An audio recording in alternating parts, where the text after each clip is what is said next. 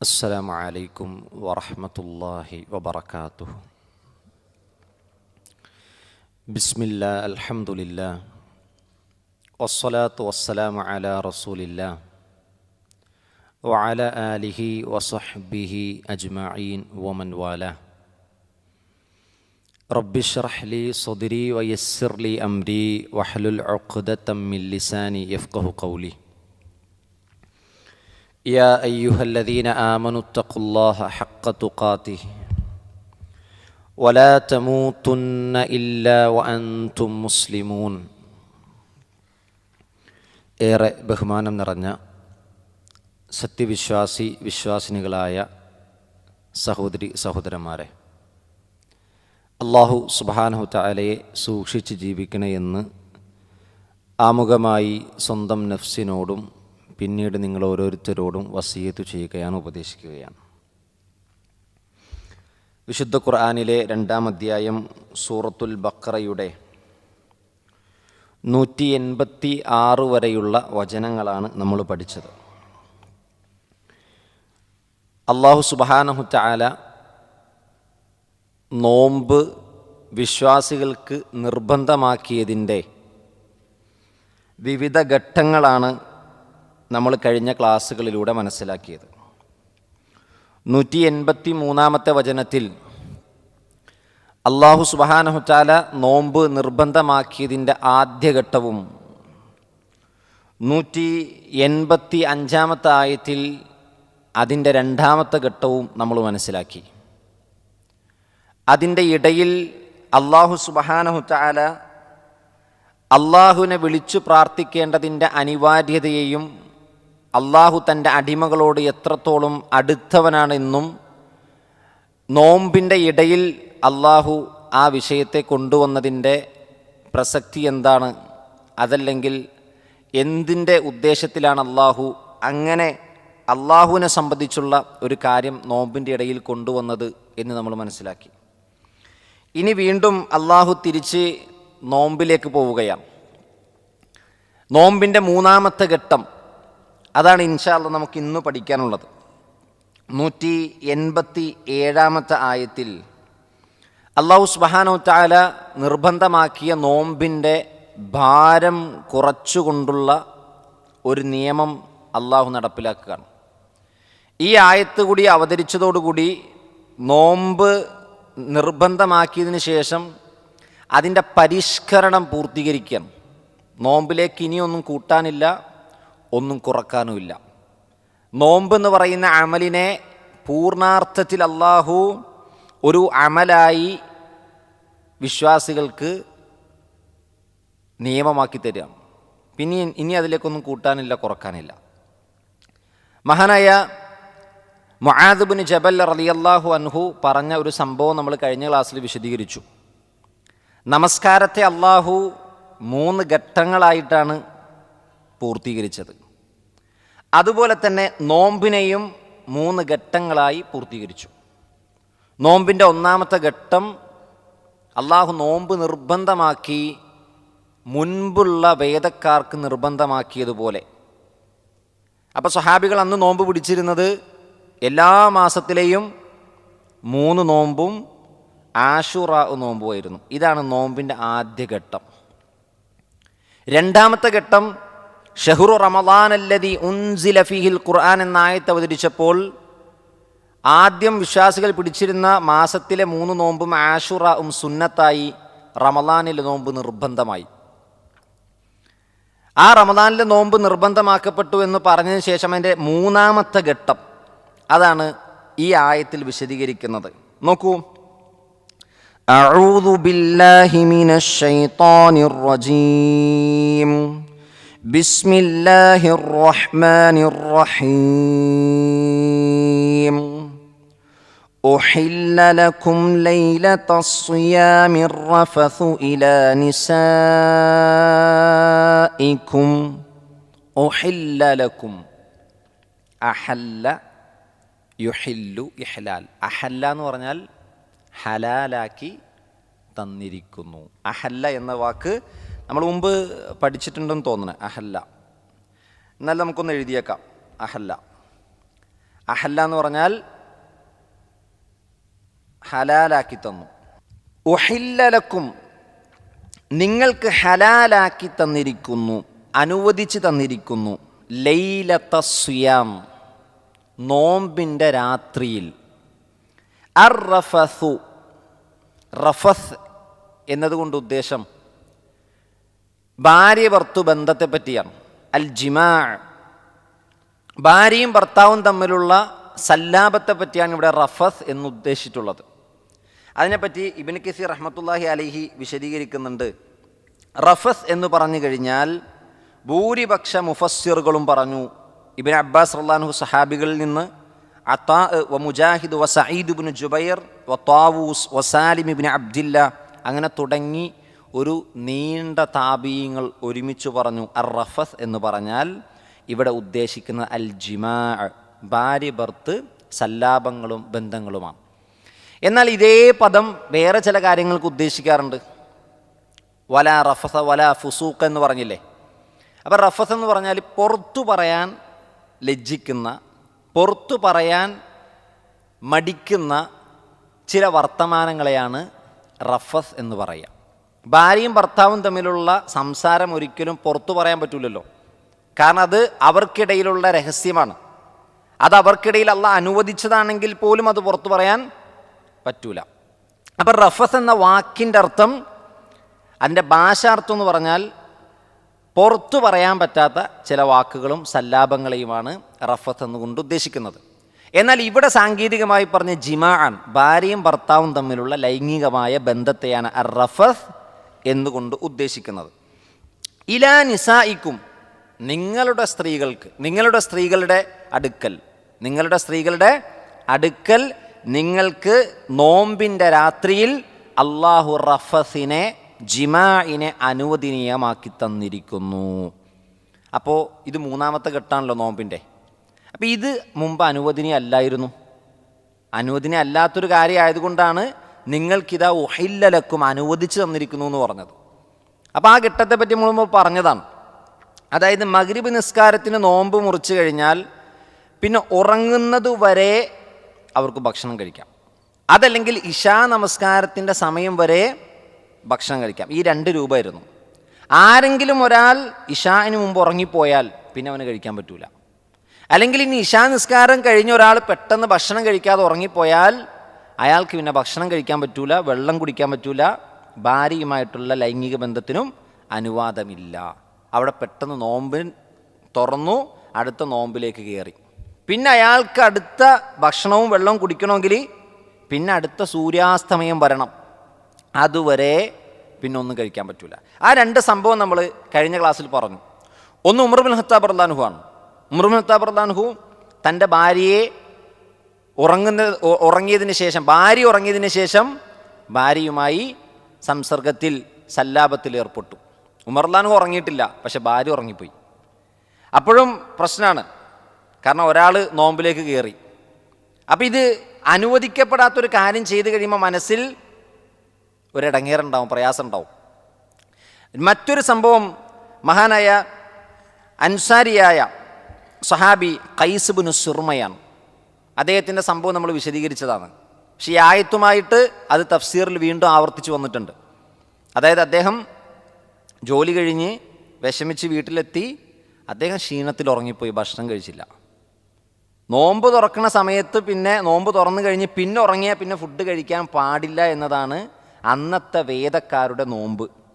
അല്ലാഹു സുബ്ഹാനഹു വ തആല അതേപോലെയാണ് നോമ്പ് നിർബന്ധമാക്കിയത്. യാ അയ്യുഹല്ലദീന ആമനു കുതിബ അലൈക്കുമുസ്സിയാം കമാ കുതിബ അലല്ലദീന മിൻ ഖബ്ലിക്കും. അപ്പം അന്ന് വേദക്കാർ ഇങ്ങനെയാണ് നോമ്പ് പിടിച്ചിരുന്നത്. അതുകൊണ്ടാണ് മുസ്ലിങ്ങളും അങ്ങനെ തന്നെ നോമ്പ് പിടിച്ചത്. അപ്പം നോമ്പിന് അന്നുണ്ടായിരുന്ന ഒരു സമ്പ്രദായം എന്ന് പറഞ്ഞാൽ സൂര്യാസ്തമയ സമയത്ത് നോമ്പ് മുറിച്ച് കഴിഞ്ഞാൽ പിന്നെ ഉറങ്ങുന്നത് വരെ മാത്രമാണ് ഭക്ഷണം കഴിക്കാനും ഭാര്യയുമായിട്ടുള്ള ബന്ധത്തിനും അനുവാദം ഉണ്ടായിരുന്നത്. ഖൈസ് ഇബ്നു സുർമ റളിയല്ലാഹു അൻഹു അദ്ദേഹം ഉറങ്ങിപ്പോയി. പിറ്റേ ദിവസം അദ്ദേഹത്തിന് ബോധക്ഷയം സംഭവിച്ചു. അദ്ദേഹത്തിനെ ക്ഷീണിതനായി റസൂൽ കണ്ടു. അപ്പോൾ റസൂലുള്ളാഹി സ്വല്ലല്ലാഹു അലൈഹി വസല്ലം ചോദിച്ചു, എന്താ നിനക്ക് പറ്റിയത്? റസൂലേ, എനിക്ക് ഇങ്ങനെയൊക്കെ സംഭവിച്ചു. അപ്പോൾ പ്രവാചകൻ സ്വല്ലല്ലാഹു അലൈഹി വസല്ലം നമുക്ക് മനസ്സിലായി, ഇത് മുസ്ലിം ഉമ്മത്തിനൊരു ഭാരമാകുന്നുണ്ട്, പ്രയാസമാകുന്നുണ്ട്. ആ സമയത്താണ് അള്ളാഹു ഈ ആയത്ത് അവതരിപ്പിക്കുന്നതെന്നാണ്. ഉഹില്ല ലക്കും ലൈലത്തസ്സിയാമി അർറഫസു ഇലാ നിസായിക്കും. ഈ ആയത്ത് അവതരിച്ചതോടുകൂടി പിന്നെ പ്രഭാതം വരെ ഭാര്യയുമായിട്ടുള്ള ബന്ധത്തിന് യാതൊരു തടസ്സവും ഇല്ല. അതിനുശേഷം അല്ലാഹു സുബ്ഹാനഹു വ തആല പറയുന്നു ഹുന്ന, അവർ. ഹുന്ന എന്ന് പറഞ്ഞാൽ സ്ത്രീയെ അറിയിക്കുന്ന സർവനാമമാണ്, അല്ലെങ്കിൽ പ്രോനൗണാണ് ഹുന്ന. ഹിയ, ഹുമ, ഹുന്ന. ആണിനെ അറിയിക്കുന്നത് ഹുമ്മെന്നാണ്. ഹുന്ന ലിബാസുല്ലക്കും, അവർ നിങ്ങൾക്കുള്ള ലിബാസാണ്. ലിബാസ് എന്ന് പറഞ്ഞാൽ നമുക്ക് പെട്ടെന്ന് അറിയാം അല്ലേ, വസ്ത്രം. വ അൻതും, നിങ്ങൾ. ആണിനെ അറിയിക്കുന്ന സർവനാമമാണ് അൻതും, നിങ്ങൾ. ലിബാസുല്ലഹുന്ന, അവർക്കുള്ളൊരു വസ്ത്രമാണ്. വളരെ ശ്രദ്ധേയമായ, മനോഹരമായ, ഭംഗിയോടുകൂടിയുള്ള ഒരു ആലങ്കാരിക പ്രയോഗമാണ് വിശുദ്ധ ഖുർആൻ നടത്തിയിട്ടുള്ളത്. അതായത് നിങ്ങൾ പരസ്പരം വസ്ത്രങ്ങളാണ്. ഇതിൽ നിന്ന് ഒരുപാട് കാര്യങ്ങൾ വായിച്ചെടുക്കാനുണ്ട്. ഒന്ന്, ഖുർആൻ മറ്റ് ചില സ്ഥലങ്ങളിൽ ചിലതിനെ വസ്ത്രമെന്ന് പറഞ്ഞിട്ടുണ്ട്. എവിടെയാണ്? രാത്രിയെ പറ്റി പറഞ്ഞു, സൂറത്തുൽ ഫുർഖാനിൽ പറഞ്ഞു, സൂറത്തുൻ നബയിൽ പറഞ്ഞു. വജഅൽന ലൈല ലിബാസ, രാത്രിയെ നിങ്ങൾക്ക് ലിബാസാക്കി തന്നിരിക്കുന്നു. രാത്രി നിങ്ങൾക്കൊരു വസ്ത്രമാണ്. അപ്പോൾ അവിടെ രാത്രിയെ വസ്ത്രമെന്ന് പറഞ്ഞു. വസ്ത്രത്തിൻ്റെ ഉപയോഗം എന്താ? വസ്ത്രത്തിൻ്റെ ഉപയോഗം നഗ്നത മറക്കലാണ്. അപ്പോൾ വസ്ത്രം ഒരാൾ ധരിച്ചാൽ അയാൾക്ക് എത്രത്തോളം സുരക്ഷിതത്വവും സമാധാനവും കിട്ടും. ഇതുപോലെ ഒരു ആണ് പെണ്ണിനും പെണ്ണാണിനും വസ്ത്രമാണ്.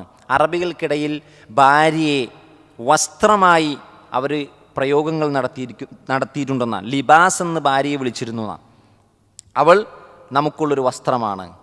തിരിച്ച് ഭർത്താവും അവൾക്കുള്ള ഒരു വസ്ത്രമാണ്. അപ്പോൾ ഇതിനെ രണ്ട് രൂപത്തിൽ വ്യാഖ്യാനിച്ചിട്ടുണ്ട്. രണ്ട് രൂപത്തിൽ പണ്ഡിതന്മാർ ഇതിനെ വ്യാഖ്യാനിച്ചു. അതിലൊന്ന് ഇബ്നുൽ ഖയ്യിം അൽ ജൗസി ഇബ്നുൽ ജൗസി റഹ്മത്തുള്ളാഹി അലൈഹി പറയുന്നുണ്ട്, അൽ ലിബാസ് എന്നതുകൊണ്ട് ഉദ്ദേശം അസ്സക്കൻ. സക്കൻ എന്ന് പറഞ്ഞാൽ വിശ്രമത്തിനുള്ള, സമാധാനത്തോടെ വിശ്രമിക്കാനുള്ള ഒരു ഇടമാണ് സക്കൻ എന്ന് പറഞ്ഞാൽ. വിശുദ്ധ ഖുർആൻ വിവാഹത്തെപ്പറ്റി പറഞ്ഞപ്പോൾ അല്ലാഹു സുബ്ഹാനഹു വ തആല പറഞ്ഞു ലിതസ്കുനു ഇലൈഹ എന്നാണ് പറഞ്ഞത് അല്ലേ, ലിതസ്കുനു ഇലൈഹ. നിങ്ങൾക്കൊരു ഇണയെ അല്ലാഹു നിങ്ങളിൽ നിന്ന് തന്നെ അല്ലാഹു ഉണ്ടാക്കി തന്നു. വമിൻ ആയാതിഹി അൻ ഖലഖ ലക്കും മിൻ അൻഫുസികും അസ്വാജ, നിങ്ങളിൽ നിന്ന് തന്നെ നിങ്ങൾക്കൊരു ഇണയെ ഉണ്ടാക്കി തന്നു. ലിതസ്കുനു ഇലൈഹ, അവളിലേക്ക് നിങ്ങൾ എത്തുമ്പോൾ നിങ്ങൾ സമാധാനത്തോടെ അവളിലേക്ക് ചെന്നണയാനാണ്. അപ്പോൾ ഇവിടെ ലിബാസ് എന്ന വാക്കിൻ്റെ അർത്ഥം ഇബ്നുൽ ജൗസി അദ്ദേഹത്തിൻ്റെ തഫ്സീർ രേഖപ്പെടുത്തിയത് അസ്സക്കൻ, സമാധാനം ലഭിക്കുന്ന ഒരിടം. രാത്രി അള്ളാഹു അങ്ങനെയാണല്ലോ ആക്കിയത്. രാത്രിയെ വസ്ത്രമാക്കി എന്ന് പറഞ്ഞാൽ അതിൻ്റെ അർത്ഥം ഒരു വിശ്രമിക്കാനുള്ള, സമാധാനത്തിൻ്റെ കേന്ദ്രമാക്കി എന്നാണ് രാത്രിയെ ലിബാസാക്കി എന്ന് പറഞ്ഞതിൻ്റെ അർത്ഥം. അതേ അർത്ഥം തന്നെയാണ് ഇവിടെ സക്കൻ, സമാധാനവും ആശ്രയം നൽകുന്നവൾ എന്നർത്ഥം. അപ്പോൾ ഭാര്യ യഥാർത്ഥത്തിൽ ഒരു പുരുഷൻ്റെ സമാധാനം കയറി ചെന്നാൽ, അല്ലെങ്കിൽ അവളിലേക്ക് എത്തിയാൽ സമാധാനം നൽകുന്നൊരു ഇടമായിട്ടാണ് ഇസ്ലാം ഈ വാചകത്തിലൂടെ നമ്മെ പഠിപ്പിക്കുന്നത്. നേരെ തിരിച്ചും വഅൻതും ലിബാസുൻ ലഹുന്ന, തിരിച്ചും അങ്ങനെ തന്നെയാണ്. അതായത് ആണ് അവർക്കുള്ള ഒരു വസ്ത്രമാണ്. ഇനി രണ്ടാമത്തൊരു വ്യാഖ്യാനമുണ്ട്. അദ്ദേഹം പറയാണ്, രണ്ടാമത്തൊരു വ്യാഖ്യാനം എന്ന് പറഞ്ഞാൽ അന്നഹുന്ന ബിമൻസിലത്തിൽ ലിബാസ് ലിഇഫ്ളാഇ കുല്ലി വാഹിദിൻ ബിബശ്റതിഹി ഇലാ ബശ്റതി സാഹിബിഹി. ഇവരുടെ ഒരാളുടെ ശരീരം, അതായത് ലൈംഗിക ബന്ധത്തിൽ ഏർപ്പെടുന്ന സന്ദർഭത്തിൽ അവർ വിവസ്ത്രരാണെങ്കിൽ ഒരാളുടെ ശരീരം മറ്റൊരാളെ മറക്കുന്നു, മറ്റൊരാളുടെ ശരീരം നേരെ തിരിച്ചും മറക്കുന്നു. ഇങ്ങനെ രണ്ട് വ്യാഖ്യാനങ്ങളാണ് അവർ നിങ്ങൾക്കുള്ള വസ്ത്രമാണെന്ന് പറഞ്ഞതിൻ്റെ അർത്ഥമായി നമുക്ക് മനസ്സിലാക്കാൻ കഴിയുക. ഇനി ഇതിനൊരു വിശാലമായൊരു അർത്ഥമുണ്ട്. അതായത് ഭാര്യ ഭർത്താവിൻ്റെ വസ്ത്രവും ഭർത്താവ് ഭാര്യയുടെ വസ്ത്രവും എന്ന് പറയുമ്പോൾ വസ്ത്രം കൊണ്ട് ഉദ്ദേശിക്കുന്ന, അല്ലെങ്കിൽ വസ്ത്രം കൊണ്ട് ലക്ഷ്യമാക്കുന്നത് മറക്കലാണ് അല്ലേ, നഗ്നത മറക്കലാണ്.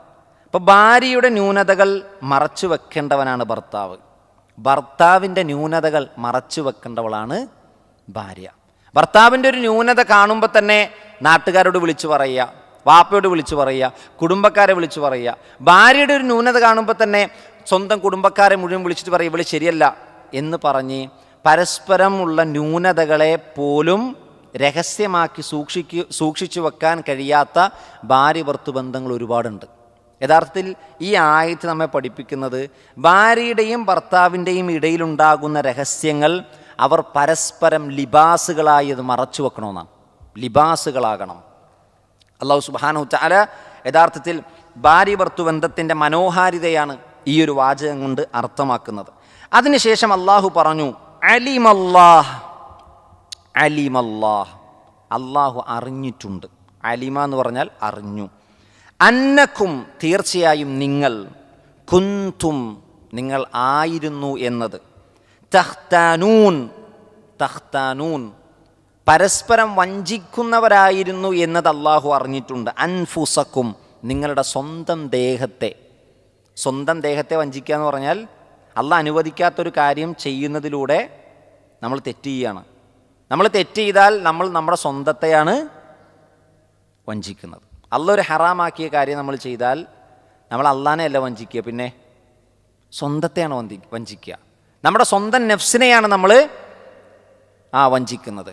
വിശുദ്ധ ഖുർആൻ പറഞ്ഞില്ലേ, യാ ഇബാദിയല്ലദീന അസ്റഫു അലാ അൻഫുസിഹിം, സ്വന്തം ആത്മാക്കളോട് അക്രമം പ്രവർത്തിച്ചവരെ എന്നാണ്. അതിൻ്റെ അർത്ഥം തിന്മ ചെയ്തവരെ എന്ന്. അപ്പോൾ ഇവിടെ അല്ലാഹു സുബ്ഹാനഹു വ തആല പറയുകയാണ്, നിങ്ങൾ നിങ്ങളുടെ സ്വന്തം നഫ്സിനോട് വഞ്ചന കാണിച്ചതിനെ അല്ലാഹു സുബ്ഹാനഹു വ തആല അറിഞ്ഞിട്ടുണ്ട്. അതായത് അല്ലാഹു അനുവദിക്കാത്ത ഒരു കാര്യം നിങ്ങൾ ചെയ്യുന്നതിലൂടെ നിങ്ങൾ നിങ്ങളോട് തന്നെ തെറ്റ് ചെയ്തു. അപ്പോൾ ഇവിടെ തഖ്താനൂൻ എന്ന വാക്ക് യഥാർത്ഥത്തിൽ ഇഖ്താന എന്ന വാക്കാണ്. ഇഖ്താന, ഇഖ്തിയാൻ എന്ന വാക്ക് വന്നത് ഖാന എന്ന വാക്കിൽ നിന്നാണ്. നമ്മൾ പഠിച്ചിട്ടുള്ളതാണ് ഖിയാനത്ത്, വഞ്ചന. ഖിയാനത്ത് എന്ന് പറഞ്ഞാൽ വഞ്ചന എന്ന, ചീറ്റിംഗ്. അത് വന്നിരിക്കുന്നത് ഖാന എന്ന പദത്തിൽ നിന്നാണ്. ഖാന യഖൂനു, ഖാന യഖൂനു ഖിയാനത്ത്. ഇതിൻ്റെ മറ്റൊരു ഫോമാണ് ഇഖ്തിയാൻ അല്ലെ ഇഖ്താന. അപ്പം നിങ്ങൾ പരസ്പരം വഞ്ചിക്കുന്നു, പരസ്പരം നിങ്ങൾ നിങ്ങളുടെ നെഫ്സിനെ തന്നെ വഞ്ചിക്കുന്നവരാണെന്ന് അള്ളാഹു അറിഞ്ഞിട്ടുണ്ട്. അതായത് നിങ്ങൾക്കിതൊരു പ്രയാസമായി മാറി എന്ന് അള്ളാഹു മനസ്സിലാക്കിയിട്ടുണ്ട്. ഫതാബ അലൈക്കും, അതുകൊണ്ട് അള്ളാഹു നിങ്ങളുടെ പശ്ചാത്താപം സ്വീകരിച്ചിരിക്കുന്നു. താബ എന്ന വാക്കിൻ്റെ അർത്ഥം പശ്ചാത്താപം സ്വീകരിക്കുക എന്നാണ്. വഅഫ അൻകും, അള്ളാഹു നിങ്ങൾക്ക് വിട്ടുവീഴ്ച ചെയ്തു തരികയും ചെയ്തു. അപ്പം തൗബ ചെയ്തു തന്നു എന്ന് പറഞ്ഞാൽ പോരെ, പിന്നെ അതിൻ്റെ കൂട്ടത്തിൽ വിട്ടുവീഴ്ച കൂടി ചെയ്തു തന്നു എന്ന് പറഞ്ഞതിൻ്റെ അർത്ഥം, അപ്പം അതിൻ്റെ രണ്ടിൻ്റെയും ഇടയിൽ ഒരു വ്യത്യാസമുണ്ട്. തൗബ സ്വീകരിച്ചു എന്ന് പറയുകയും അഫു നൽകി എന്ന് പറയുകയും ചെയ്തതിൻ്റെ ഇടയിൽ ഒരു വ്യത്യാസമുണ്ട്. അതാണ് രണ്ടിനെയും സെപ്പറേറ്റ് ആക്കി പറഞ്ഞിട്ടുള്ളത്. മുമ്പൊക്കെ നമ്മളത് വിശദീകരിച്ചിട്ടുണ്ട്. ഖുർആൻ പലയിടത്തും പറഞ്ഞിട്ടുണ്ട് വഅഫു വസ്ഫഹു എന്ന് പറഞ്ഞു. ചിലയിടത്ത് പറഞ്ഞു നിങ്ങൾ തഅഫു വതസ്ഫഹു വതഗ്ഫിറു, 3 കാര്യങ്ങളെ സെപ്പറേറ്റ് ആക്കി പറഞ്ഞു. നിങ്ങൾ അയാൾക്ക് പുറത്തു കൊടുക്കൂ, അഫു വിട്ടുവീഴ്ച ചെയ്ത് കൊടുക്കൂ എന്ന് പറഞ്ഞു. അപ്പം അതിൻ്റെ അർത്ഥം എന്താണ്? ഈ പുറത്തു കൊടുക്കുന്ന മഗ്ഫിറത്തിനേക്കാളും ദറജ കൂടിയതാണ് അഫു. അള്ളാഹു അഫു ഒരാൾക്ക് കൊടുത്താൽ പിന്നെ അതിനെപ്പറ്റി വിചാരണയില്ല. വിട്ടുവീഴ്ച ചെയ്ത് കൊടുത്ത കാര്യത്തെപ്പറ്റി പിന്നെ ജഡ്ജ്മെൻ്റ് ഇല്ല. അതാണ് അഫു. അള്ളാഹു പശ്ചാത്താപം സ്വീകരിച്ചു എന്ന് പറഞ്ഞതിന് ശേഷം പിന്നെ പറയാണ് അഫ അൻകും, നിങ്ങളെ തൊട്ടത് വിട്ടുവീഴ്ച ചെയ്ത് തന്നിരിക്കുന്നു, പിന്നെ അതിനെപ്പറ്റി ഒരു ചർച്ചയില്ല. അപ്പം അഫു എന്ന് പറഞ്ഞാൽ മഗ്ഫിറത്തിനേക്കാളും ഉയർന്നു നിൽക്കുന്ന ഒരു കാര്യമാണ്. അതുകൊണ്ടാണ് നബി സല്ലല്ലാഹു അലൈഹി വസല്ലം പറഞ്ഞത്, നിങ്ങൾ രാവിലെയും വൈകുന്നേരവും ആയാൽ അല്ലാഹുമ്മ ഇന്നി അസ്അലുക്കൽ അഫ്വ വൽ ആഫിയത ഫിദ്ദുനിയ വൽ ആഖിറ. മനുഷ്യൻ ചെയ്യുന്ന അധിക തെറ്റുകളും അല്ലാഹു സുബ്ഹാനഹു വ തആല വയഅഫു അൻ കസീർ, അധികവും അല്ലാഹു വിട്ടുവീഴ്ച ചെയ്ത് കൊടുക്കുകയാണ്. ചെയ്യണ തിന്മകൾക്കനുസരിച്ച് അല്ലാഹു ശിക്ഷിക്കാൻ നിന്നാൽ ഭൂമിയിൽ ഒരു മനുഷ്യനും ഉണ്ടാവുകയില്ല. അപ്പം അള്ളാഹുവിനോട് ദുനിയാവിലും നമ്മൾ അഫു ചോദിക്കണം, പരലോകത്തിലും അഫു കിട്ടണം. അഫു വളരെ പ്രധാനപ്പെട്ടൊരു കാര്യമാണ്.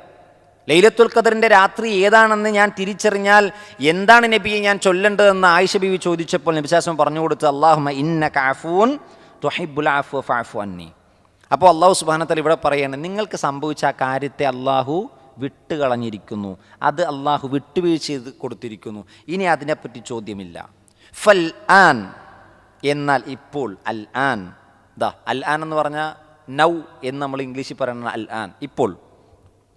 അത് നോട്ട് ചെയ്താൽ മതി, ഞാൻ എഴുതണില്ല, സമയത്തിൻ്റെ കുറവ് മൂലം എഴുതണില്ല. അൽ ആൻ എന്ന് പറഞ്ഞാൽ ഇപ്പോൾ.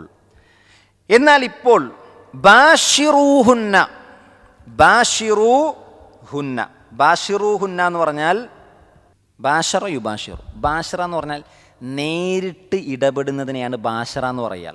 നമ്മളതിനൊരു പദം ഉപയോഗിക്കാറുണ്ട്, മുബാഷറത്ത്. മുബാഷറത്ത് എന്ന് പറഞ്ഞാൽ ഡയറക്റ്റ് എന്നർത്ഥം, നേരിട്ട്. ഇപ്പം ഇവിടെ ബാഷറ എന്ന് പറഞ്ഞാൽ ഭാര്യയും ഭർത്താവും തമ്മിൽ നേരിട്ട് നടത്തുന്ന സ്പർശനത്തെയാണ് ബാഷറ എന്ന് പറയാം.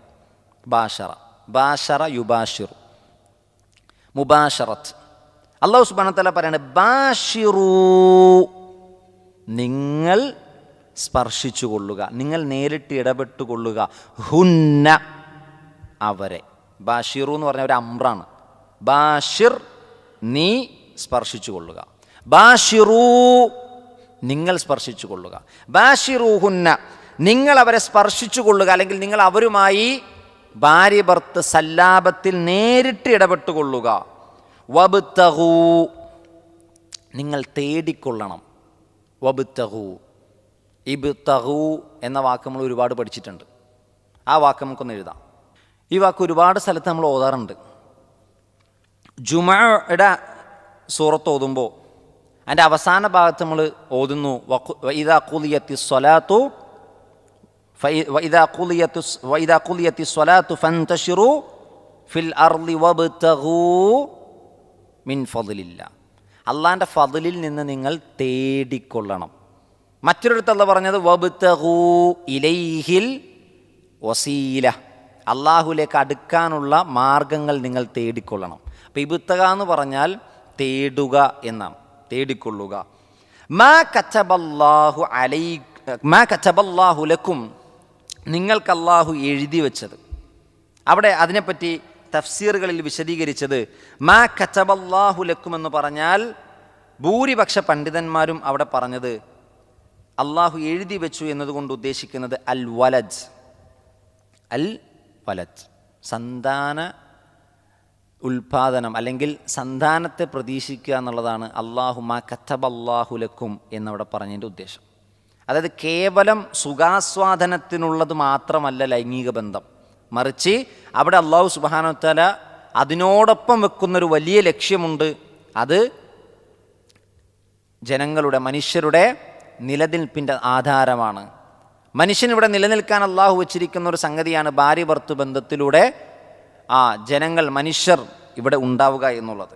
അതുകൊണ്ട് അള്ളാഹു സുബ്ഹാനഹു വ തആല വബ്തഗൂ മാ കതബല്ലാഹു ലക്കും എന്ന് പറഞ്ഞതിൻ്റെ ഉദ്ദേശം അൽ വലദ് എന്നാണ്. അൽ വലദ്, ഇതാണ് ഭൂരിപക്ഷ പണ്ഡിതന്മാരും പറഞ്ഞിട്ടുള്ളത്. എന്നാൽ അവിടെ ചില അഭിപ്രായങ്ങൾ വേറെയുമുണ്ട്. അതിൽ ഒന്ന് നമുക്ക് കാണാൻ കഴിയുന്നത് വബ്തഗൂ മാ കതബല്ലാഹു ലക്കും എന്ന് ഉദ്ദേശിക്കുന്നത് മാ അഹല്ലല്ലാഹു ലക്കും, നിങ്ങൾക്ക് അള്ളാഹു ഹലാലാക്കിയതിനെ നിങ്ങൾ തേടിക്കൊള്ളുക എന്നാണ്. മറ്റൊരിടത്ത് പറഞ്ഞത് അത് ലൈലത്തുൽ ഖദറിനെയാണ്, മറ്റൊരു അഭിപ്രായം അത് ഖുർആനിനെയാണ്. ഈ അഭിപ്രായങ്ങളൊക്കെ തഫ്സീറിൽ കാണാൻ കഴിയും. ലൈലത്തുൽ ഖദറിനെ പറയാൻ കാരണം ഇത് റമദാനുമായി ബന്ധപ്പെട്ട നോമ്പാണ്. അപ്പോൾ ആ നോമ്പിൻ്റെ ഇടയിൽ നിങ്ങൾ ഭാര്യ ഭർത്തൃ ബന്ധത്തിലേക്ക് രാത്രി ഏർപ്പെട്ടോ, പക്ഷേ ലൈലത്തുൽ ഖദർ മിസ്സാകരുത് എന്ന സൂചനയാണ്. മറ്റൊന്ന്, ഭാര്യ ഭർത്തൃ ബന്ധത്തിലേക്ക് ഏർപ്പെട്ടോ ഖുർആനിൻ്റെ രാത്രികളാണ്, അത് നിങ്ങൾ കളയരുത് എന്നൊരു സൂചന കൂടി അവിടെ ഉണ്ട് എന്ന് പണ്ഡിതന്മാർ തഫ്സീറുകളിൽ വ്യാഖ്യാനിച്ചിട്ടുണ്ട്. എന്നാൽ ഏറ്റവും അസഹായ റാജിഹായ അഭിപ്രായം അവിടെ അൽ വലദ്, സന്താനം ലക്ഷ്യം വെക്കലാണ്. എന്നിട്ട് അല്ലാഹു സുബ്ഹാനഹു വ തആല അതിന് ശേഷം പറയുന്നു വകുലൂ, നിങ്ങൾ തിന്നുകൊള്ളുക, വശ്റബൂ, നിങ്ങൾ കുടിച്ചുകൊള്ളുക, ഹത്താ യതബയ്യന ലക്കുമുൽ ഖൈത്തുൽ അബ്യദു മിനൽ ഖൈത്തിൽ അസ്വദി മിനൽ ഫജ്ർ. ഹത്താ യതബയ്യന, തബയ്യന എന്ന വാക്ക് നമ്മൾ മുമ്പ് പഠിച്ചിട്ടുണ്ട്. തബയ്യന യതബയ്യനു തബീൻ, വ്യക്തമാവുക, നിങ്ങൾക്ക് വ്യക്തമാകുന്നതുവരെ. അൽ ഖൈത്തുൽ അബിയദ്, വെളുത്ത നൂല്. ഖൈത്ത് എന്ന വാക്കിൻ്റെ അർത്ഥം നൂലെന്നാണ്, നൂല്. ടൈലറിങ് നടത്തുന്ന ആളെ ഖയ്യാത്തെന്ന് വിളിക്കാറുണ്ട്. ടൈലറിങ് നടത്തുന്ന ആളെ നൂല് കൊണ്ട് തയ്ക്കുന്ന ആളെ ഖയ്യാത്തെന്ന് പറയാറുണ്ട്. അൽ ഖൈത്ത് നൂല്, അൽ അബിയൽ വെളുത്ത നൂല്, മിനൽ ഖൈത്തിൽ അസ്വദ് കറുത്ത നൂലിൽ നിന്ന് വെളുത്ത നൂല് വ്യക്തമാകുന്നതുവരെ നിങ്ങൾ കുടിക്കുക, തിന്നുക, ഭാര്യയുമായി ബന്ധപ്പെട്ട് ബാഷിറൂഹുന്ന നിങ്ങൾ അവരുമായി സല്ലാപത്തിൽ ഏർപ്പെടുക.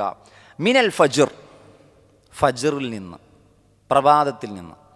ഈ ആയത്ത് അവതരിച്ചപ്പോൾ സ്വഹാബികൾക്ക് ഈ ആയത്തിൻ്റെ ബാഹ്യാർത്ഥമായി അവർ മനസ്സിലാക്കിയത് നമുക്ക് ഹദീസുകൾ കാണാൻ കഴിയും. ചില മനുഷ്യന്മാർ രാത്രി കിടക്കാൻ നേരം കറുത്ത നൂല് ഒരു കാലിലും കെട്ടി, വെളുത്ത നൂല് ഒരു കാലിലും കെട്ടി. രാത്രിയാണല്ലോ, അന്ന് ഘടികാരങ്ങൾ, ക്ലോക്കില്ല, ഫജ്റായോ എന്നറിയാനുള്ള സംവിധാനങ്ങളൊന്നുമില്ല. അന്ന് പ്രഭാതമായെങ്കിൽ അത്താഴത്തിനുള്ള ബാങ്ക് വിളിക്കുന്നത് ബിലാൽ റളിയല്ലാഹു അൻഹു ആണ്. ഫജ്ർ നിസ്കാരത്തിൻ്റെ ബാങ്ക് വിളിക്കുന്നത് ഉമ്മി മക്തൂമാണ്. അപ്പോൾ ഈ ബാങ്ക് വിളിയിലൂടെ മാത്രമേ അറിയൂ. അപ്പോൾ ഇതെപ്പോൾ അവസാനിച്ചു എന്നുള്ളത് ഇവർക്ക് മനസ്സിലാക്കാൻ വേണ്ടി ഈ ആയത്തിനെ വെച്ചുകൊണ്ട് അവർ വെളുത്ത നൂലിഴകൾ കറുത്ത നൂലിഴകളിൽ നിന്ന് വ്യക്തമാകുന്നത് വരെ നിങ്ങൾ കുടിച്ചോ തിന്നോ എന്ന് പറഞ്ഞു. അപ്പോൾ രാത്രി ഒരു കാലിൽ ഒരു സ്വഹാബി കറുത്ത നൂലും കെട്ടി, മറ്റൊരു കാലിൽ വെളുത്ത നൂലും കെട്ടി. അപ്പോൾ ഈ വെളുത്ത നൂല് മനസ്സിലാകണമെങ്കിൽ കുറച്ച് വെളിച്ചം വേണമല്ലോ. അപ്പോൾ കുറച്ച് വെളിച്ചമായി വരുമ്പോൾ കറുത്ത നൂലിൽ നിന്ന് വെളുത്ത നൂല് വ്യക്തമായി കാണാൻ കഴിയുന്ന സമയമായാൽ ഫജ്റായി എന്നാണ് അവർ മനസ്സിലാക്കിയത്. ഇങ്ങനെ ചില ആളുകൾ ചെയ്തു എന്നാണ്. ഇങ്ങനെ ആളുകൾ ചെയ്തു. ആ സമയത്ത് അള്ളാഹു ഈ ആയത്തിൽ മിനൽ ഫജ്ർ എന്നും കൂടി അവതരിപ്പിച്ചു. അതുവരെ മിനൽ ഫജ്ർ എന്ന വാക്കില്ലായിരുന്നു എന്നാണ്. പിന്നെയോ അള്ളാഹു സുബ്ഹാനഹു വ തആല മിനൽ ഖൈത്തിൽ അസ്വദി വരെ നിർത്തി. പക്ഷേ ഇവർക്ക് ഈ ഡൗട്ട് ഉണ്ടായപ്പോൾ അള്ളാഹു മിനൽ ഫജ്ർ എന്ന വാക്കിനെ കൂടി കൂട്ടിച്ചേർത്തു, വ്യക്തത കിട്ടാൻ വേണ്ടി. അപ്പോൾ ഇവർക്ക് മനസ്സിലായി അത് ഉദ്ദേശിച്ചത് വെളുത്ത നൂലും കറുത്ത നൂലും എടുത്ത് നോക്കാനല്ല. വെളുത്ത നൂലാകുന്നത് പ്രഭാതത്തിൻ്റെ പ്രകാശവും കറുത്ത നൂലാകുന്നത് രാത്രിയുടെ ഇരുട്ടുമാണ് സൂചിപ്പിക്കുന്നത്. അള്ളാഹു അതിനൊരു ആലങ്കാരിക പ്രയോഗം നടത്തിയതാണ്. മഹാനായ അദീ ഇബ്നു ഹാത്തിം റളിയല്ലാഹു അൻഹു, വളരെ പ്രശസ്തനായ ഒരു സഹാബിയാണ് അദീ ഇബ്നു ഹാത്തിം. അദ്ദേഹം ചെയ്തത് എന്താണെന്നറിയോ?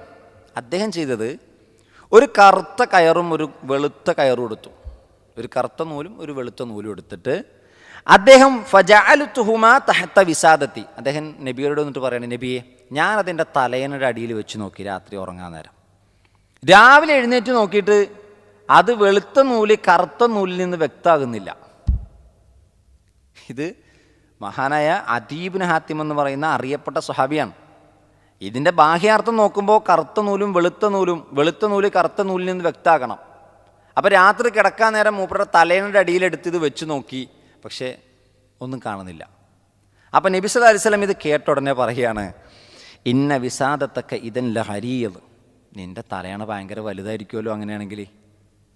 അതായത് കിഴക്കും പടിഞ്ഞാറിനെയും വേർതിരിക്കുന്ന കാര്യമാണ് ഈ പറയണത്. ഇരുട്ടിൻ്റെ കാളിമയിൽ നിന്ന് പ്രഭാതത്തിൻ്റെ പ്രകാശത്തെ അള്ളാഹു ഊരിയെടുത്ത് കൊണ്ടുവരുന്നതിനെയാണ് ഈ പറയണത്. അപ്പം അത് നിൻ്റെ തലയണയുടെ അടിയിൽ കൊണ്ടുപോയി വെച്ചിട്ടുണ്ടെങ്കിൽ തലയണക്കെന്തു വലിപ്പമായിരിക്കും അതിയെ? നബി തമാശയായിട്ട് ചോദിച്ചതാണ്. എന്നിട്ട് നബി സല്ലല്ലാഹു അലൈഹി വസല്ലം പറഞ്ഞു, ഇന്നമ ദാലിക ബയാദുൻ നഹാർ, അത് വെളുത്ത നൂലെന്നുകൊണ്ട് ഉദ്ദേശിച്ചത് പകലിൻ്റെ വെളുപ്പാണ്, ഫജ്റിൻ്റെ പ്രഭാതത്തിൻ്റെ വെളുപ്പാണ്. വസവാദുൽ ലൈൽ, കറുത്ത നൂലെന്ന് പറഞ്ഞാൽ രാത്രിയുടെ ഇരുട്ടുമാണ്. അപ്പോഴാണ് സ്വഹാബികൾക്കിത് വ്യക്തമായത്. അപ്പം മിനൽ ഫജ്ർ എന്ന് കൂടി അള്ളാഹു കൂട്ടിച്ചേർത്തപ്പോൾ സ്വഹാബികൾക്ക് മനസ്സിലായി ഇത് പ്രഭാതം കടന്നു വരുന്നതിനെയാണ് വെളുത്ത നൂല് കറുത്ത നൂലിൽ നിന്ന് വ്യക്തമാകുന്നത് വരെ എന്ന് അള്ളാഹു സുബ്ഹാനഹു വ തആല പറഞ്ഞത്. നമുക്കറിയാലോ, ഒരു സൂര്യൻ ഉദിക്കുന്ന സമയം മുതൽ സൂര്യാസ്തമയം വരെയാണ് പൊതുവെ ആളുകൾ പകലിൻ്റെ സമയമായിട്ട് കണക്കാക്കുക. എന്നാൽ മതത്തിൽ പകലെന്ന് കണക്കാക്കുന്നത് ഫജ്ർ മുതലാണ്, സൂര്യാസ്തമയം മുതലല്ല, സൂര്യ ഉദയം മുതലല്ല. സൂര്യൻ ഉദിച്ചു കഴിഞ്ഞാൽ പിന്നെ ഫജ്റിൻ്റെ സമയം കഴിഞ്ഞു, സുബഹിൻ്റെ സമയം കഴിഞ്ഞു. അപ്പോൾ മതത്തിൽ ഒരു ദിവസം തുടങ്ങുന്നത് ഫജ്ർ മുതലാണ്. അതുകൊണ്ടാണ് വിശുദ്ധ ഖുർആൻ ഫാലിക്കുൽ ഇസ്ബാഹ് അള്ളാഹിനെ പറ്റി പറഞ്ഞാണ്. പ്രഭാതത്തെ പിളർത്തിക്കൊണ്ടുവരുന്നവനാണ് അള്ളാഹു. പ്രഭാതത്തെ പിളർത്തുക എന്ന് പറഞ്ഞാൽ ഇരുട്ടിൽ നിന്ന് അല്ലെങ്കിൽ രാത്രിയുടെ കാളിമയിൽ നിന്ന് പ്രഭാതത്തിൻ്റെ പ്രകാശത്തെ അല്ല പുറത്തു കൊണ്ടുവരുന്നതാണ് ഫാലിക്കുൽ ഇസ്ബാഹ് എന്ന് പറയുക. സൂറത്തുൽ ഫലക്ക് നമ്മൾ പഠിച്ചിട്ടില്ലേ? ഫലക്ക് എന്ന വാക്കിൻ്റെ അർത്ഥം പിളർത്തുക എന്നാണ്. ഇവിടെ പ്രഭാതത്തെ അള്ളാഹു പിളർത്തിക്കൊണ്ടുവരും ഇരുട്ടിൽ നിന്ന്. അപ്പോൾ സ്വഹാബികൾ മനസ്സിലാക്കിയത് അങ്ങനെയാണ്. അത് നബി സല്ലല്ലാഹു അലൈഹി വസല്ലമ പിന്നീട് തിരുത്തി കൊടുത്തു. അദീ ബിൻ ഹാത്തിം റളിയല്ലാഹു അൻഹുവിൻ്റെ വിഷയത്തിൽ മറ്റ് ചില ഹദീസുകളിൽ ഇങ്ങനെ കൂടി കാണാം. അദീനോട് ചോദിക്കണം, അദീയെ നിൻ്റെ കഴുത്ത് ഭയങ്കര വലുതാണല്ലോ. അവിടെ തലയണ വലുതാണെന്നല്ല ചോദിച്ചത്, നിൻ്റെ കഴുത്ത് ഭയങ്കര നീളമായിരിക്കും. കാരണം കഴുത്ത് അത്രയും വലിയ കഴുത്ത് വെക്കാൻ പറ്റിയ തലയണയായിരിക്കണം നിനക്കുള്ളത്, അല്ലെങ്കിൽ ആ തലയണക്കനുസരിച്ച് നിൻ്റെ കഴുത്ത് വലുതായിരിക്കും. ഈ രണ്ട് രൂപത്തിൽ നബി സല്ലല്ലാഹു അലൈഹി വസല്ലമ തമാശയായി അദീനോട് ഈ വിഷയം പറഞ്ഞു എന്നാണ്. നോക്കൂ, പിന്നീട് അല്ലാഹു സുബ്ഹാനഹു വ തആല പറഞ്ഞു സുമ്മ അതിമുസ്സിയാം. ഇപ്പോൾ ഫജ്ർ വരെ നിങ്ങൾക്ക് ഭക്ഷണം കഴിക്കാം, വെള്ളം കുടിക്കാം, ഭാര്യയുമായിട്ടുള്ള സല്ലാപങ്ങളും സംസർഗങ്ങളും അനുവദനീയമാണ്. പിന്നെ അല്ലാഹു പറയുന്നത് സുമ്മ, പിന്നീട് ഫജ്റായി കഴിഞ്ഞാൽ അതിമു, നിങ്ങൾ പൂർത്തിയാക്കണം അസ്യാം, നോമ്പിനെ, ഇലല്ലൈൽ, രാത്രി വരെ. അവിടെ രാത്രി എന്ന് ഉദ്ദേശിച്ചത് സൂര്യാസ്തമയമാണ്. പിന്നെ രാത്രി വരെ ഒന്നും കഴിക്കാനും പാടില്ല, കുടിക്കാനും പാടില്ല, ഭാര്യയുമായിട്ടുള്ള യാതൊരു ലൈംഗിക ബന്ധത്തിൽ ഏർപ്പെടാനും പാടില്ല. ഇതാണ് നോമ്പിനെ അല്ലാഹു സുബ്ഹാനഹു വ തആല മൂന്നാമത്തെ ഘട്ടത്തിൽ പൂർത്തീകരിച്ചത്. ഇത് മൂന്നാമത്തെ ഘട്ടം. ഇനി ഇതിലേക്കൊന്നും കൂട്ടിച്ചേർക്കാനില്ല. ഇനി ആർക്കെങ്കിലും പകലിൽ ഇങ്ങനത്തെ ഒരു അബദ്ധം സംഭവിച്ചാലോ? നമ്മൾ പഠിച്ചിട്ടുള്ള കാര്യമാണ്. ഒരാൾ അറിയാതെ മറവി മൂലം ഒരാൾ വെള്ളം കുടിച്ചു പോയി, മറവി മൂലം ഒരാൾ ഭക്ഷണം കഴിച്ചു പോയി.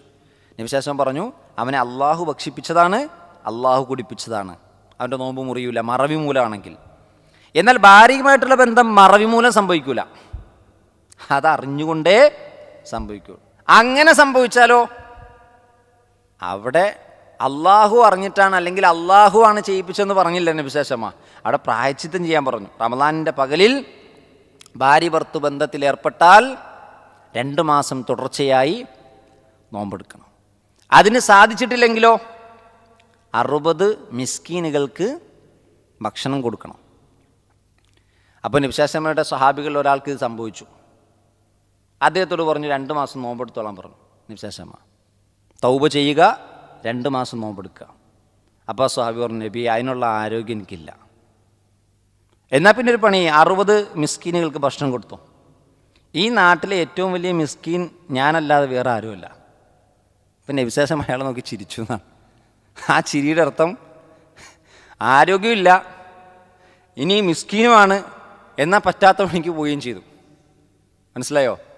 അപ്പോൾ അവിടെ പകലിൻ്റെ സമയത്ത് ഇതൊന്നും അനുവദനീയം അല്ല എന്നാണ്. അപ്പോൾ ഇതോടുകൂടി മൂന്നാമത്തെ ഘട്ടം നോമ്പിൻ്റെ കംപ്ലീറ്റായി, നോമ്പ് പൂർത്തിയായി. പക്ഷെ അള്ളാഹു അവിടെ നിർത്തിയില്ല, ഒരു കാര്യം കൂടി ആഡ് ചെയ്തു. അത് ശ്രദ്ധേയമാണ്. നോക്കൂ, വല തുബാഷിറൂഹുന്ന, നിങ്ങൾ പരസ്പരം സല്ലാപത്തിലും സംസർഗത്തിലും ബന്ധത്തിലും ഏർപ്പെടരുത്. വഅൻതും ആകിഫൂന ഫിൽ മസാജിദ്, നിങ്ങൾ പള്ളിയിൽ ഇത്തികാഫിരിക്കുന്ന സമയമാണെങ്കിൽ അത് പ്രത്യേകം എടുത്തു പറഞ്ഞു. കാരണം നോമ്പിൻ്റെ രാത്രികളിൽ നിങ്ങൾക്ക് ഭാര്യയുമായിട്ടുള്ള ബന്ധമൊക്കെ അള്ളാഹ് അനുവദിച്ചു തന്നിട്ടുണ്ട്.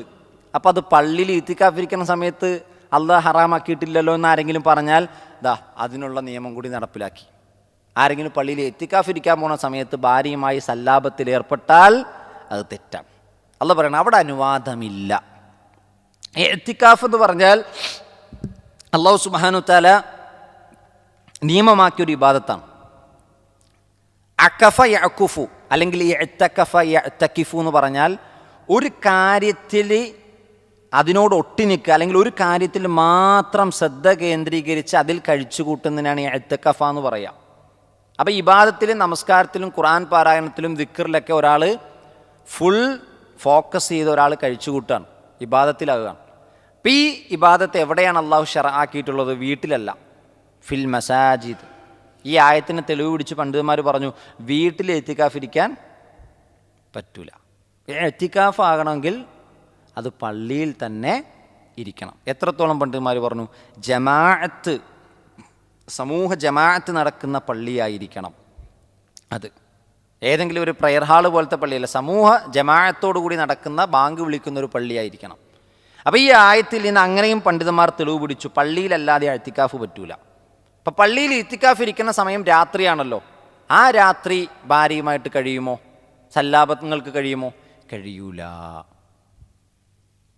ഇത് പറഞ്ഞിട്ടില്ലെങ്കിൽ ആളുകൾ ആദ്യം പറഞ്ഞതിനെ തെളിവ് പിടിച്ചിട്ട് പള്ളിയിൽ ഇത്തിക്കാഫ് ഇരിക്കുന്ന സമയത്തെങ്ങാനും ഇങ്ങനെ സംഭവിച്ചു പോയാൽ അത് ഗുരുതരമായ തെറ്റാണ്. അതിനുശേഷം അല്ലാഹ് പറഞ്ഞു തിൽക ഹുദൂദുല്ലാഹ്, തിൽക അത്, അവ, ഹുദൂദുല്ലാഹ് അള്ളാഹുവിൻ്റെ പരിധികളാണ്. ഹുദൂദ്, ഹദ്ദ് എന്ന് പറഞ്ഞാൽ അതിർവരമ്പ്, ഹുദൂദ് അതിർവരമ്പുകൾ. ഫലാ തഖ്റബൂഹ, നിങ്ങൾ അതിലേക്ക് അടുക്കരുത്, അള്ളാൻ്റെ അതിർവരമ്പുകളിലേക്ക് നിങ്ങൾ അടുക്കരുത്. ഈ വാക്ക് പണ്ഡിതന്മാർ വളരെ വിശദമായി വിശദീകരിച്ചിട്ടുള്ളൊരു വാചകമാണ്.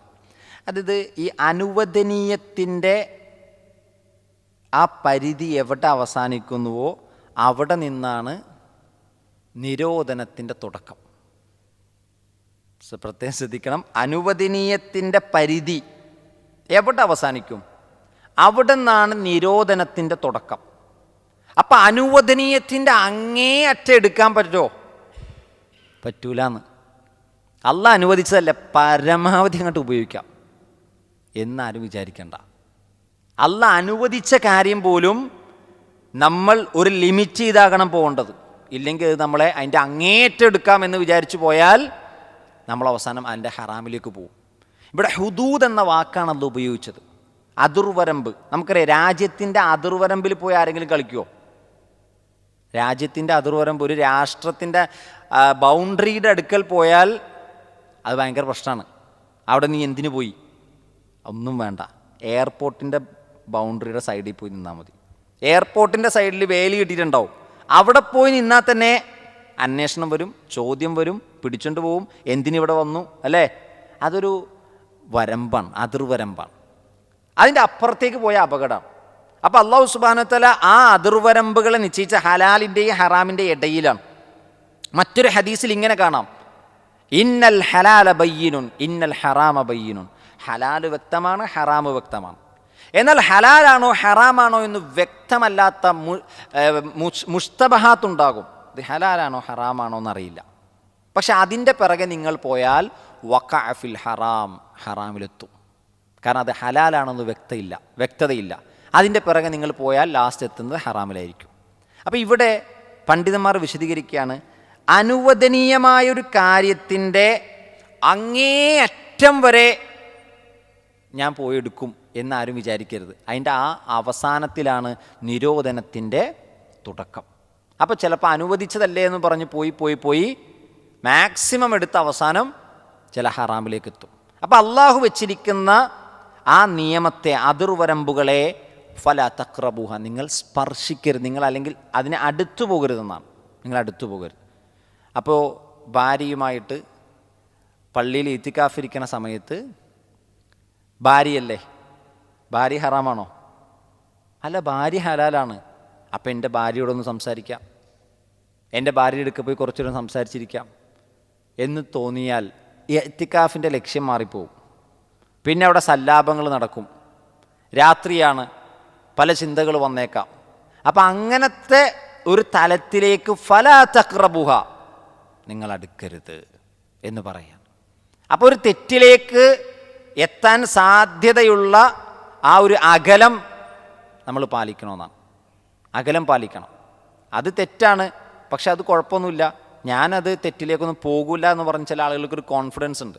ആ കോൺഫിഡൻസ് വേണ്ടാന്ന്, ഗ്യാപ്പ് ഇടണമെന്നാണ് പറഞ്ഞത്. വ്യഭിചാരത്തെ പറ്റി പറഞ്ഞപ്പോൾ അല്ലാഹു സുബ്ഹാനഹു വ തആല പറഞ്ഞത് വലാ തഖ്റബുസ്സിന, നിങ്ങൾ വ്യഭിചരിക്കരുതെന്നല്ല, വ്യഭിചാരത്തിലേക്ക് അടുക്കരുത്. വ്യഭിചാരത്തിലേക്ക് അടുക്കുന്ന കാര്യങ്ങളിൽ നിന്ന് നിങ്ങൾ അകലം പാലിക്കണം. യത്തീമിൻ്റെ സന്താനത്തെപ്പറ്റി, യത്തീമിൻ്റെ സ്വത്തിനെ പറ്റി പറഞ്ഞപ്പോൾ പറഞ്ഞു, നിങ്ങൾ യത്തീമിൻ്റെ സ്വത്തിനെ അന്യായമായി നിങ്ങൾ ഭുജിക്കരുത്, അതിൻ്റെ അടുക്കിലേക്ക് അടുത്തു പോകരുത്. പലപ്പോഴും പല ആളുകളുടെ കയ്യിൽ ക്യാഷ് കിട്ടുമ്പോൾ ഇത് ഞാൻ നോക്കിക്കോളാം, ഇത് ഞാൻ കറക്റ്റായിട്ട് ചെയ്തോളാം എന്നൊക്കെ പറഞ്ഞ് ക്യാഷിൻ്റെ കാര്യം ഒരാൾ കൈകാര്യം ചെയ്യും. കുറച്ച് കഴിഞ്ഞ് അവൻ അങ്ങോട്ട് മുന്നോട്ട് പോയി കഴിയുമ്പോൾ നല്ല മനുഷ്യനായിരുന്നു, നല്ല മുത്തക്കിയായ മനുഷ്യനായിരിക്കും, ക്യാഷ് അവനെ ഏൽപ്പിച്ചോടുകൂടി മൊത്തത്തിൽ തകിടം പറഞ്ഞിട്ടുണ്ടാവും. ചില ആളുകളുണ്ടോ സാമ്പത്തിക ഇടപാടുകളിലേക്ക് എത്തിക്കഴിഞ്ഞാൽ ചിലപ്പോൾ അയാളെ പിശാചി ട്രാപ്പിലാക്കും.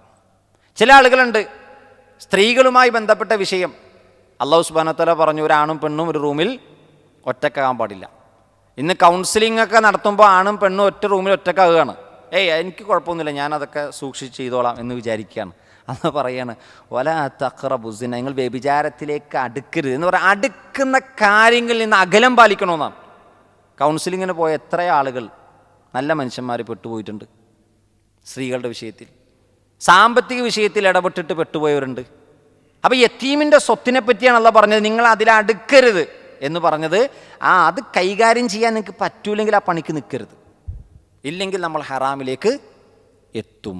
അപ്പോൾ കുറേ കാര്യങ്ങളിൽ നമുക്ക് പറ്റാത്തതാണെങ്കിൽ നമ്മൾ അകലം പാലിച്ച് നിൽക്കാണ് വേണ്ടത്. നോക്കൂ, അല്ലാഹു സുബ്ഹാനഹു വ തആല ഇവിടെ പറഞ്ഞു കദാലിക്, അപ്രകാരം, യുബയ്യിനുല്ലാ, ബയ്യന യുബയ്യിനു, അള്ളാഹു വ്യക്തമാക്കി നൽകുന്നു, ആയാതിഹി, അവൻ്റെ വചനങ്ങൾ, ലിന്നാസി, ജനങ്ങൾക്കു വേണ്ടി, ലഅല്ലഹും യത്തഖൂൻ, അവരല്ലാഹുവിനെ സൂക്ഷിക്കുന്നവരായേക്കാൻ വേണ്ടി.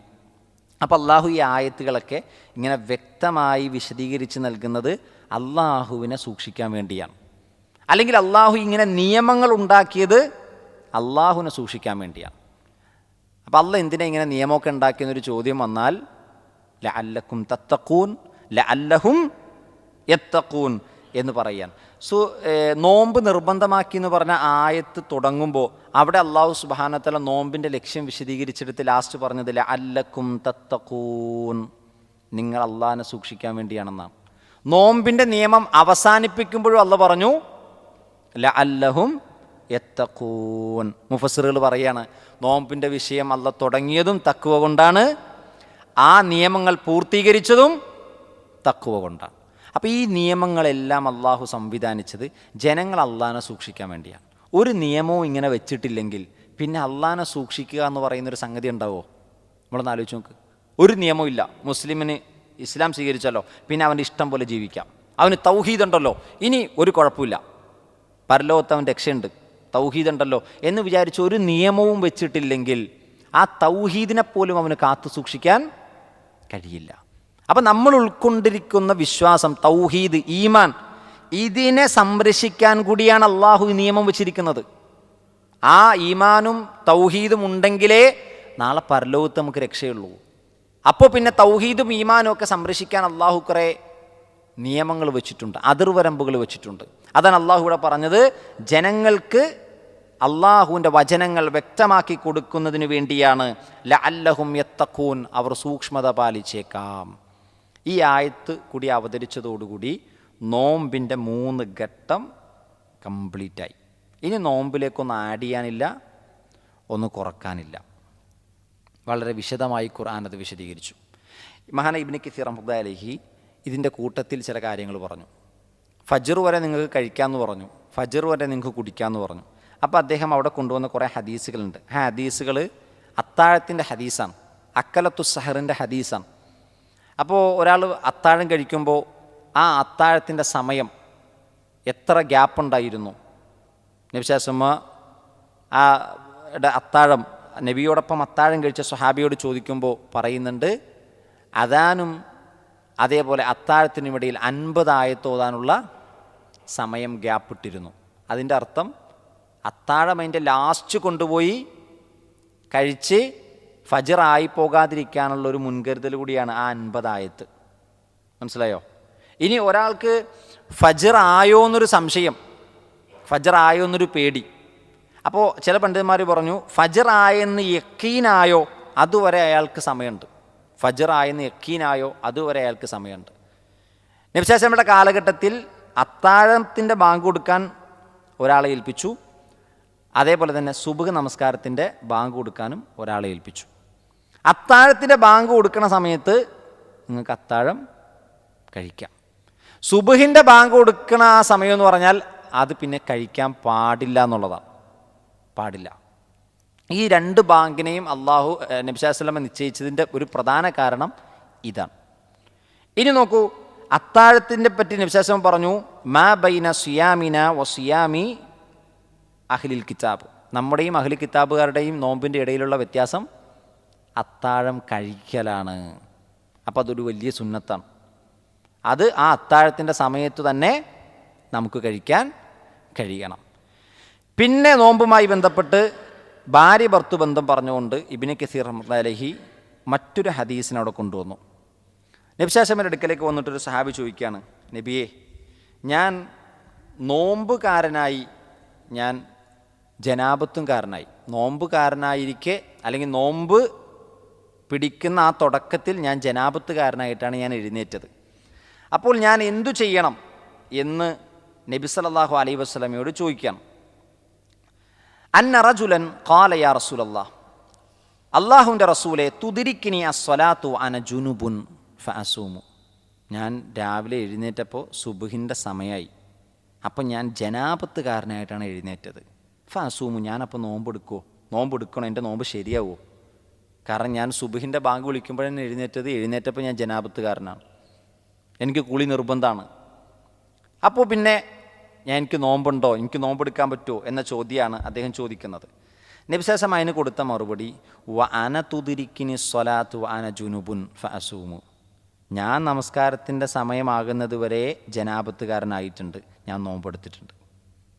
അപ്പോൾ ഒരാൾ രാത്രി ഭാര്യ ഭർത്ത് ബന്ധത്തിൽ ഏർപ്പെട്ട് അയാൾക്ക് ജനാബത്തുണ്ടായി, അയാൾ അത്താഴത്തിന് മുമ്പ് കുളിക്കണമെന്നില്ല, നമസ്കാരത്തിന് മുമ്പ് കുളിച്ചാൽ മതി, നമസ്കാരത്തിന് മുമ്പ് ശുദ്ധിയായാൽ മതി. അതാണ് നബി സല്ലല്ലാഹു അലൈഹി വസല്ലം പറഞ്ഞത്, ഞാൻ നമസ്കാരത്തിന് മുമ്പാണ് ഞാൻ ശുദ്ധിയായത്. ഫഖാല, അപ്പോൾ ആ സ്വഹാബിയുടെ അടുത്ത ചോദ്യം, ലസ്ത മിസ്ലന, താങ്കൾ നമ്മളെപ്പോലെ അല്ലല്ലോ റസൂലേ, താങ്കൾ നമ്മളെപ്പോലെ അല്ല. ഖദ് ഗഫറല്ലാഹു ലക മാ തഖദ്ദമ മിൻ ദംബിക വമാ തഅഖർ, അള്ളാഹു താങ്കൾക്ക് മുൻകഴിഞ്ഞ പാപങ്ങൾ പുറത്തു തന്നിട്ട് വരാനിരിക്കുന്ന പാപങ്ങളൊക്കെ പുറത്തു തന്നിട്ടുണ്ട്. നമ്മൾ തമ്മിൽ വ്യത്യാസമില്ല നബിയെ, നബിക്ക് അതൊക്കെ പറ്റും, പക്ഷെ നമ്മൾ കുറച്ചും കൂടിയൊക്കെ നേരത്തെ ചെയ്യണ്ടേ. അപ്പം നബി അതിന് തിരിച്ചു കൊടുത്ത മറുപടി സല്ലല്ലാഹു അലൈഹി വസല്ലം, വല്ലാഹി ഇന്നി ലഅർജു അൻ നകൂന അഖ്ശാകും ലില്ലാഹ്, ശേഷം പറയുകയാണ്, ഞാനാണ് അള്ളാഹുവിനോട് ഏറ്റവും കൂടുതൽ ഭയമുള്ള ആള് എന്ന് ഞാൻ പ്രതീക്ഷിക്കുന്നു. വഅലമുക്കും ബിമാ അത്തഖി, ഞാൻ നിങ്ങളെക്കാൾ കൂടുതൽ അള്ളാഹുവിനെ തഖ്വയോടെ ഖുശൂഓടുകൂടി അള്ളാഹിനെ ഭയപ്പെടുന്ന ഒരാളാണ്. അപ്പോൾ അതുകൊണ്ട് ഞാൻ നമസ്കാരത്തിന് മുമ്പ് ജുനുബിൽ നിന്ന് അല്ലെങ്കിൽ ജനാബത്തിൽ നിന്ന് ശുദ്ധിയായിട്ടുണ്ട്. അപ്പോൾ പിന്നെ നിങ്ങൾക്കും അതുപോലെ ചെയ്യുന്നതിന് യാതൊരു കുഴപ്പവുമില്ല. അപ്പോൾ ഈ ഹദീസ് എന്തുകൊണ്ട് ഇബ്നു കസീർ റഹ്മത്തുള്ളാഹി അലൈഹി കൊണ്ടുവന്നു എന്ന് ചോദിച്ചാൽ, സ്വാഭാവികമായ ആളുകൾക്ക് സംശയം ഉണ്ടാകുന്ന ഒരു വിഷയമാണ്, ജനാബത്തുകാരനായിട്ട് എഴുന്നേറ്റു, നിസ്കാരത്തിൻ്റെ സമയമായെങ്കിൽ പിന്നെ എനിക്ക് നോമ്പിലേക്ക് കയറാൻ പറ്റുമോയെന്ന്, നോമ്പ് പിടിക്കാം, പ്രശ്നമില്ലാന്ന്. വല്ലാഹു തആല ആലം. അപ്പോൾ ഈ കാര്യങ്ങളൊക്കെ തഫ്സീറുകൾ സവിസ്തരം വിശദീകരിച്ചിട്ടുണ്ട്. ഇൻഷാ അല്ലാഹ് ബാക്കി ഭാഗം നമുക്ക് അടുത്ത ക്ലാസ്സിലെടുക്കാം. മറ്റൊരു ഭാഗത്തിലേക്കാണ് നമ്മൾ ഇൻഷാ അല്ലാഹ് അടുത്ത ആയത്തിൽ പോകുന്നത്. അത് അടുത്ത ക്ലാസ്സിൽ സംസാരിക്കാം. അല്ലാഹു സുബ്ഹാനഹു വതആല വിശുദ്ധ ഖുർആൻ പഠിക്കാനും അത് മനസ്സിലാക്കാനും ജീവിതത്തിൽ പകർത്താനും അല്ലാഹു തൗഫീക്ക് നൽകുമാറാകട്ടെ.